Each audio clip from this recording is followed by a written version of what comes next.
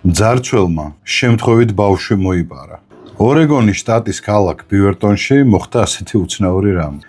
ძარცველმა გაიტაცა ავტომობილი მაღაზიის ავტოსადგომიდან და რაღაც მანძილის გავლის მერე აღმოაჩინა, რომ უკანა სკამზე დევს საბავშვო კალათი, რომელშიც ზის ბავშვი. მოკლედ გაგიჟდა ეს მძარცველი, მოატრიალა ავტომობილი, ისევ მივიდა მაღაზიასთან პარკინგზე, გადმოიყვანა ეს ბავშვი თავის კალათიანად, შევიდა მაღაზიაში და ვისია ეს ბავშვიო?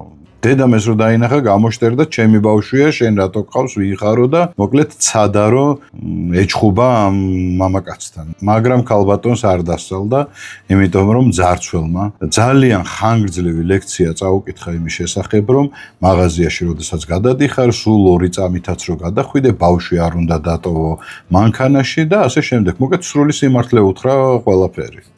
მაღაზიის თანამშრომლები, მყიდველები, ამ ბავშვის დედაც გაოგნებულები დარჩნენ, ვერაფერს ვერ მიხვდნენ, ძარცველი კი მოტრიალდა, ჩაჯდა ისევ მანქანაში და გააგრძელა მისი გატაცება. აუცილებლად გამოიწერე არხი, მოიწონე ვიდეო, გაუგზავნე შენ მეგობარს, დაიმახსოვრე რომ მე სხვებსაც განახო, იმიტომ რომ მე მგონი ძალიან საინტერესო და სახალისო ამბავი იყო.